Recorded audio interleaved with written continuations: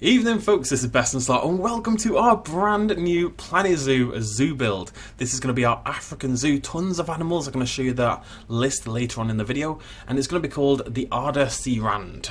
I think I'm probably butchering that a little bit, but that's Afrikaans for the Earth's Edge, and that kind of is going to inspire a lot of things. Like with Black Rock Park, our last build, I think it's important to have a motif and a theme and an idea that you want to carry throughout your park. And the idea is, of course, it's the Earth's Edge. It's meant to be this sort of mystical sort of place. You know, you go over to the coast of Africa, there's nothing, like, especially on the south coast anyway, there's nothing between you and the South Pole and all that kind of nonsense. So, I don't know, the idea was just the edge of the Earth. I don't really know why, but it got into my head and I wanted to roll with it. So we're going to roll with it. And sort of similar to Black Rock Park, but it's a theme that I really like. It's going to be a combination of two different things. So you'll see what we're building here. This is kind of our introductory dome. This is where your park guests are going to enter into the park. That's really all we're going to build today. We're going to do the inside as well. Ends up looking pretty cool. We'll get there eventually. And we're going to be using a lot of geometric shapes, a lot of circles and spheres in particular, because the idea is to represent the Earth itself. You're going to see this when this comes together. It's going to be an open-topped dome, and again, just using those circles and those shapes to kind of represent the edge of the Earth, I guess. The other part of that is going to be, I don't know, the edge of the Earth's edge. It sounds like this kind of mystical kind of place, this kind of fantasy kind of place, so I really want to bring that element in as well. I'm going to combine those two and hopefully end up with a really interesting zoo. But anyways, this is how you make a dome, just in case you were curious. You need to bring in basically one slice of it, build it up entirely, and then we're going to duplicate it and move it around. So you really want to get all your details in nice and early, otherwise you're just giving yourself extra work later on. Big shout out as well to the lady designer, that's how you do it, right? The lady designer, whatever. Her little dome tutorial is actually the one I used to figure out how to do this, because I was having a couple of problems. I don't know why, I've done it before, but I wanted it to work out really well, so credit to her for that tutorial. You should definitely go check her channel out. She is an amazing Planet Zoo YouTuber. So anyways, yes, I'm going to build a dome, and we're going to put some stuff inside it. That's basically the premise of today's video. It's only a short build today, about an hour and a half, something like that, once I'd cut out some of my more useless finanglings. But I really just like the idea of the theme. I don't know why. The edge of the Earth, the Earth's edge. This kind of fantasy place, but bring in these very hard geometric lines as well. And it should be like straight, well, like curved, but very neat and tidy edges and stuff like that. At the moment, I'm really just building up this slice. I just kind of shoved props at it until I thought it looked okay. That one I didn't like as much. But eventually it'll all come together to look like a really, really cool looking dome. I will say, it really did work out how I would have wanted. Really excited about this series, I will say. Now, the Aarde Se Rand is in Afrikaans. Now, some people, I don't know, any of you may be South African in particular, but it is mainly South Africa that uses this language. There are a few other places sort of in the region because the language does naturally spread. There's actually quite an interesting political history behind it. I was a little hesitant to use it at first because some people regard it as, how do I put this? It was brought over by settlers and stuff like that, and it was actually at one point kind of made to be used as the white man's language. You know, people didn't want other people using it because it was their language, essentially. It was a whole race thing, but it is starting to be taken back, and that's why I thought we can probably comfortably use it. So you'll see here, this is looking a little bit weird. Now, that's because I've brought the ice in the middle. The ice will be going away, but in order to get this perfect, in order to make a perfect dome, a perfect sphere, and also have a hole in the roof in the middle, I couldn't think of a really good way to do it. I probably could have worked it out easily enough. I'm doing this the wrong way right now. I will figure it out in a moment, I promise. This is all wrong, but it'll get there. It'll get there. Really? Did I forget to cut? Am I getting it right now? Am I finally on the right track? I think I'm finally on the right track. So yeah, the idea. Wait, no. Let me just skip forward, folks. Are we okay? Yeah. So I actually. Yeah, this is fine. This is fine. This is fine. I did this twice. I did it wrong the first time. This time's okay. So yeah, basically you just duplicate it around using your angle snap, and then you're going to drag them together and just kind of, you have to finagle them a little bit into place, but it's actually really easy to do. You just keep rotating your little slivers, make sure angle snap is off for this bit, and keep moving across, doing what I'm doing here basically. It's dead simple once you've done your initial slice. But the point was, in order to make sure it was perfectly placed and perfectly spherical, I added the ice in the middle, something very noticeable to get rid of, but also it meant that the two halves connected from the start, and that made it easier to do the middle. I probably could have done it without using it now that I think about it off the top of my head, but at the time it seemed like a good idea, so, you know, I rolled with it, basically. I did have an attempt at this where I only had 4 slices, so, you know, the 90-degree angles. Yeah. And I tried to connect them together like that, it didn't work. So there you go, there is our dome, looking sexy. I think you'll agree, hopefully you'll agree. We're going to get rid of the ice now. The ice actually looks pretty cool, but I had an idea for this dome. I've had this idea for a long time. I always thought when we get over to our African zoo, this is what I want to do. I really wanted to do, for some reason, I just really liked the idea of this open roofed dome as like the entrance, and then we'd have a baobab tree in the middle. And you can see here, we've got all these really geometric shapes, all these concentric circles. It's going to give us like really interesting shadows inside. And then we're also going to bring in the baobab and make like a little display that's going to definitely have a little bit of a, oh, excuse me. Bloody Nora. A little bit of a fantasy element to it once we get into there as well. So we're going to just cover the floor up, just because grass is rubbish, gets in the way. And I'm going to spend about 20 minutes working out the pathing. So my original idea... Oh, I should say, because this is going to... So the original idea was to have a tunnel, and you'd emerge out of the tunnel and into the dome, and that would be how your park guests get in. I do end up scrapping that, but it takes me a little... like, I mess around trying to do this for ages before I give up on it, so I can talk about something. We are playing on Sandbox. Usually we play on franchise mode for these builds. Both of the last zoos have been on franchise mode, and the idea was very much I like franchise mode because then it feels like you've got a global franchise. The problem is, not only does it mean every new zoo I make I have to... and I did actually do this for this park before I decided to swap over to Sandbox. You have to go and you have to do all your research. You have to basically make a mini zoo and run it for a few hours. Get all your research done on your building items, maybe get a couple of research on your animals done, blah blah blah blah. It just takes up a lot of time. And when it comes to the actual playthrough, we can still treat Sandbox near enough the same as franchise. When we do our franchise mode builds, you guys don't see me sitting there for an hour AFKing, hopefully making money, or indeed what I usually do, just selling off animals for CC and then buying animals with CC and then selling those for cash. The point is that the money element of franchise mode really never affected our playthroughs and really just took me time, nothing else. You know, it didn't have any other impact. Everything else, like our staff needs and stuff like that, is stuff we can very much include. Another thing I like about it is it gives us a lot more creative freedom. At the end of the day, this is essentially like Minecraft creative, and we've been playing it in survival mode is how I see it. It's a little bit daft. For example, let's think back to My Pen Rye. My Pen Rye's big problem was as you entered the park, and like I may as well keep talking because I'm going to do this for a while before I give up on the idea.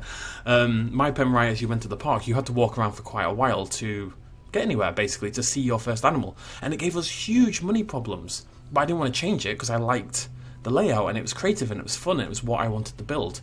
But I had to change it up, or at least I was considering changing it up, just because that was the only way to make money, basically. I don't want that to be a limitation. I want to build whatever I want to build with no limitations whatsoever. And so the only really way to do that is Sandbox mode. So that's what we're going to do. Basically, hope people understand. I don't think it's going to make any difference. We're still going to look after our animals, take care of them properly, blah blah blah blah blah. So, in my head for this dome, now that I've moved on, I will be getting rid of the path and stuff at some point. I always had the idea of having, and this is where I realised, this is taking up too much room. That's the problem. I really wanted like a huge sort of circle in the middle, and then that would house the baobab and stuff like that, and it would fit in the middle of the open dome, essentially. Again, this is an idea I've had for a really long time. It's nothing special or particularly unique, but it's this one idea I've had in my head when I was going to build an African zoo. This is what I was going to do, so I wanted to do it. So I'm going to get rid of that, and this is going to let me put in a much, much bigger circle in a moment. So we've got a baobab in the middle. I thought I worked this out really intelligently, but it didn't really work, so I put one of those at the top. The idea was to match it to the edge of the circle, if that makes sense. It didn't really work out like that. I'm trying to remember how I ended up doing this. I decided to build the dome much in the same way I built the dome, the larger dome. We're going to build a much smaller one. Put a little bit of decoration on there again, make it a little bit more interesting to look at. I think I put a little fence on there. Yeah, we're going to do this a lot. We're going to do a lot of circles, a lot of dome shapes, but so we're going to mix those geometric sort of shapes along with the sort of tribal-esque nature of the Africa back. That's the theme. I know it's very similar to Blackrock, but that's kind of what I like. I really like the fusion of modern and traditional materials, even in my, personal life. If I get a house, that's going to be a big thing for me, is the fusion of those different materials. So yeah, we're doing the same thing again, basically. Again, I don't think this is the quickest way to do things. I do figure out something at least. What we should do is do this bit and then get rid of the ice. I should have done this the first time. Let's just change my music. If we'd done this the first time, it would have been a little bit quicker at least, because you don't need the ice for this bit, you just need it for the initial layout, essentially. Either way, it's my kind of style, it's what I want to do, essentially. To sum it up. So you just start rotating these around. Obviously they don't fit together as well as the building pieces do, but it makes an interesting wall, basically. It's just a little bit more exciting to look at, that's all. I want details and interesting little tidbits, stuff like that. Now, I was staring at this for ages, trying to figure out if it was in the centre. It's definitely not in the centre. So we are going to move that. I bring it up and you can see it's way off. I thought I worked it out correctly, but I didn't. I actually really like how that looks on the roof, but I've been able, unless I save it as a blueprint, I've not been able to save that and use it again. I'd like to add it to the roof because I think it looks pretty cool, but yeah, there we go. There's our middle bit. Now, we must build the bit for the middle bit, and that means lots of rocks, essentially. Lots and lots of rocks. Like I said, this build is only about an hour and a half. It's only on 5 times speed, I believe, so we're going a little bit slower than usual. Hopefully that's letting you guys see a little bit more attention to detail than we usually would, but of course we'll have a little bit at the end of the video where we go on a little tour and have a little look around, and I will show you our animal list, and also ask a couple of questions I'd be interested in your opinions on. We'll get that at the end. There's our baobab. It needed to be a big one. I actually would have liked, I was considering, initially the idea was to have it, and that's why those big rocks are in the middle, to have the baobab standing on a rock, because I kind of wanted it to poke outside the top of the dome. Just a little bit. I thought that would be pretty cool. But then I had another idea, and that's what we're going to roll with instead. And the idea is to have this kind of gradual arch behind the baobab made out of rocks, and then we're going to have some, plants growing out of there and some water tumbling down, stuff like that. We're going to have a lot of plants in the area. Not too many, because it is a deserty looking thing. We'll talk about that a little later on as well. But enough to give it, like I say, I kind of want to, I don't know, I think of like Journey to the Centre of the Earth for some reason and stuff like that. That's kind of the feel I want to evoke a little bit in some exhibits and some areas around this park. This very fantastical, fantasy, mystery kind of environment is kind of a theme I really like and kind of really want to lean into. The idea that these animals are magical creatures, or, because they are. They hold mystical properties in myth and legend for a lot of people, not only in Africa but around the world. So I think that's a pretty cool thing to lean into. Again, similar to Blackrock, but whatever. Yeah, excited about this one actually. So decided to just curl that around there, and we'll just make it into like a little fantasy looking landscape. There it is, looking lovely. I really love how the light looks. Again, it kind of sells that, like, lights breaking through the tree line. Again, fantasy forest kind of feel. Just wherever I can, I'm going to lean into that. Fantasy is going to be the word of the series. Last series it was natural, I think. It's usually natural. This season it's going to be fantasy. This is my erotic fantasy. A couple of trees in there. Like I said, I'm going to try to not go overboard in this middle bit. I tried. Whether I succeeded is a whole other kettle of fish. So some aloe vera dotted around. Did consider some bigger trees in there, but it wasn't really working. Some of our nettles and our protea, are these called? Yeah, our little African flowers. We should get used to these. One thing I like about this as well, you walk into the zoo, and this is kind of an introduction to what you're going to see for the rest of the zoo. This sets the tone. So it's going to be these plants, it's going to be these rocks, it's going to be geometric circles, mainly. The rings and stuff like that are going to be used quite a lot. So right from the very get-go, we're establishing what type of zoo, what type of park this is going to be, which I thought was a pretty cool little idea. I don't know. I never know anything. Life is pain. A little tree there. I've got a big thing, and you'll see this, for bushes that stick out of rocks. They make me very happy. I am going to get rid of some of the plant life. It's a little bit too much. The stuff sunk into the ground is a bit much. Another thing I really like about playing on Sandbox, by the way, is I can actually have the game on play mode. Like, usually I play pause 99% of the time because I don't want to lose money, because our parks are always really over-the-top elaborate, but that means they tend to hemorrhage money because they're just not efficiently built. I don't need to do that anymore. There's just a lot of reasons why it's going to be a little nicer. There's me destroying the plants. We're going to use the African daisies. These are going to stick out upon the rocks. The plants don't necessarily have to reflect what those real plants were. I like the idea of this little flowering plant life that managed to grow on the rocks, but only around where the water was spilling down, you know? We need a path, of course. Again, just trying to match this as much as possible. I do go over a little bit, but it just makes like a nice little rim on the inside. It doesn't really matter. I think I do cover one of the more obvious ones over there with some rocks and plant life just to blend it in a teeny tiny little bit more. There we go. Lots of nettles. I'm going to see a lot of nettles. I'm a big fan of nettles. One of my absolute favourites. And connect that to that. Still not sure what we're going to use for the path, but I do like that one. Also like that most of it is dark around the outside, and then like you get this shaft of light down the middle. Very cool. I don't know, I'm happy with this. Like, it started off really well. We are actually near the end. Not much is going to change in here, if I'm totally honest, folks. I've kind of got some ideas about what I want to do with this, but I'm not sure.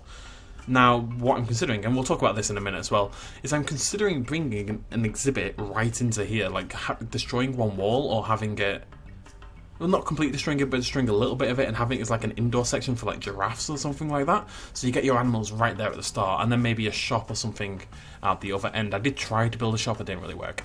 Those are falling leaves, one of the special effect construction items you can use that make leaves fall from the trees, which again I think, I'm going to say it again, which kind of sells that fantasy kind of feel a little bit, you know, the leaves falling down, the light shafts, that's kind of like a, you know, very typical fantasy kind of shebang, I think.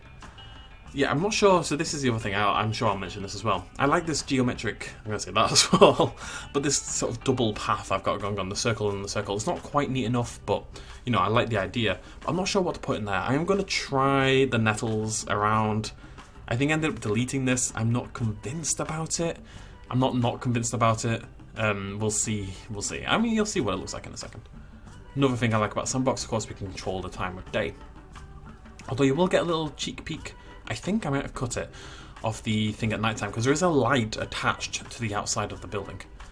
Yeah, it's not as bad. I look at it there and I quite like it. I think if we did more plant work and maybe changed the sand to dirt or something, that could look pretty cool. I am thinking about maybe putting a little fence around there.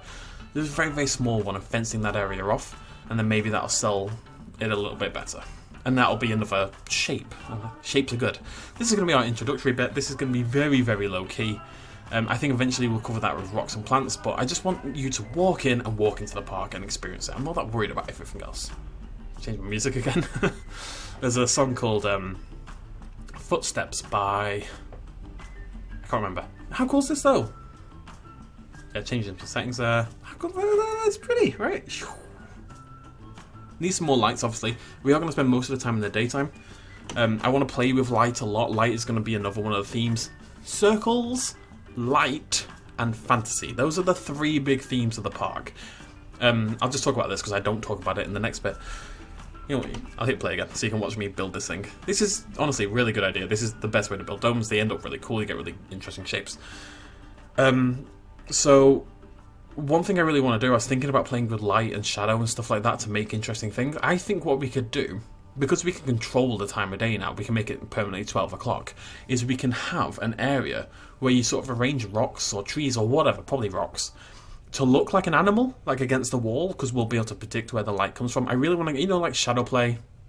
There's like games on the iPad where you rotate things around to make the shadow fit the shape, stuff like that. I want to do something like that. I don't think it'll be that... I say this optimistically. I don't think it'll be that difficult. I think it's doable. So I really want to give that a go. I think that's a really cool idea. We're going to integrate that. That'll just be like a little display in our park somewhere. Maybe we'll have like an elephant exhibit and then a giant shadow elephant on the back wall or something. Like, I don't really know what it's going to look like yet, but I do like the idea. And I'm going to look at more ways of playing with light and colour throughout the entire park. I watched Colour Out of Space last night, that cosmic horror Nicolas Cage film, and it's filled with lights and colours and stuff like that, so I think I want to lean in that direction. I'm in that kind of mood. But anyways, I will now show you that in a little bit slower motion. I'll show you the animal list and we'll talk about the future. I'm going to ask a couple of questions of you folks at home. Hope you're excited. I'll see you in a second. Right folks, very quick little end to this video after the time lapse. There really isn't much to show yet, of course. This is our first part of the build, but we're going to talk a little bit about the future and give you guys a chance to look at things in a little bit more detail. I'm not really sure what I'm doing with this little opening here. I think if I just... like, I really kind of just want people to get into the zoo itself and get started. We always have these, like, long, drawn-out introductory bits, whereas I think just getting in and getting some animals in there is, like, a pretty cool way to kick things off. So I am tempted to just kind of cover this in rocks and trees and stuff like that, so it looks less dumb from the outside. But the idea is you'll never see this, so it's Planet Zoo. We have to make things up a little. Hello, lads and lasses. Actually, just lasses, yes. You spawn in and you walk forward, and I think we can just pretend that's how our people enter the park. I did want to do, as you saw in the time-lapse, a tunnel entering. I wanted more room inside, so the tunnel was a little bit of a problem. Anyways, let's go in nice and easy. Oh, no. There you go. Let's go in nice and slowly. Do, do, do, do, do, do, do, do, do, do. Oh my god. And then teleport forward magically. It's nice to get a view from sort of down here from near. If you were a very short guest, this would be your perspective. I love that. I think that dome is awesome. I was really worried about it, I'm not going to lie. Because the thatch roof I thought looked pretty dumb whilst I was building it, but it's come together to make these amazing geometric shapes and different shadows and lights, and that's a big thing that we're going to play with. So I don't know if I talked about this already, so I guess I shouldn't talk about it because I probably do talk about it during my build.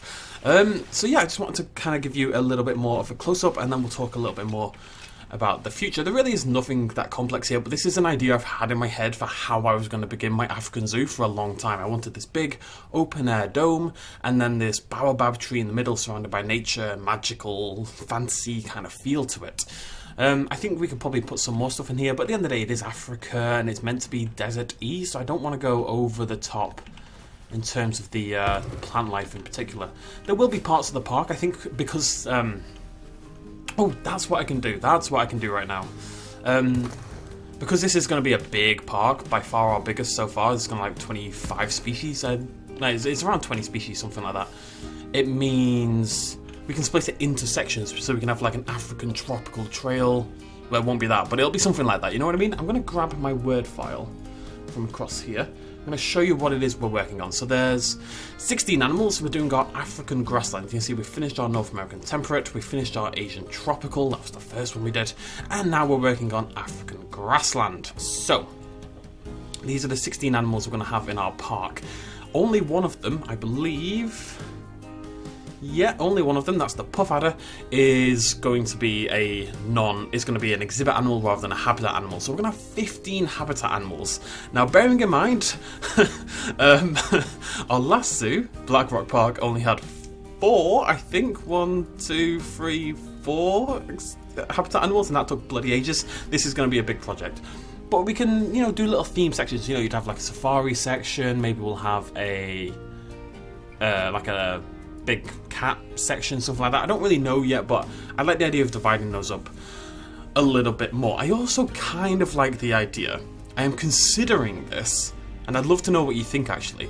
We have African grassland here, we have African tropical here. Now, the idea was to make them separate, but I am slightly considering making and even the desert, bringing those in as well. Yeah, I think we might do the same for Asian temperate and Asian taiga now that I think about it. I think making bigger themed zoos around continents is actually a little bit more fun.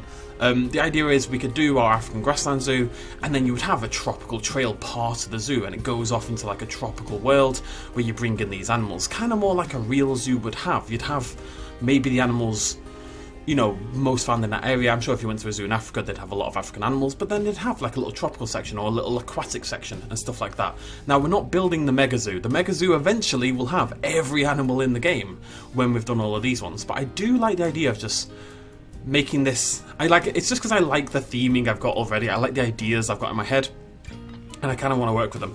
I'll have a think about that. That would be a lot of. We're talking 25 animals plus. Well, we're talking 32, but if you just look at habitat, so that's probably 50 episodes or something like that. It would probably take us about 6 months to build that zoo, if not a little bit more, but I like the idea.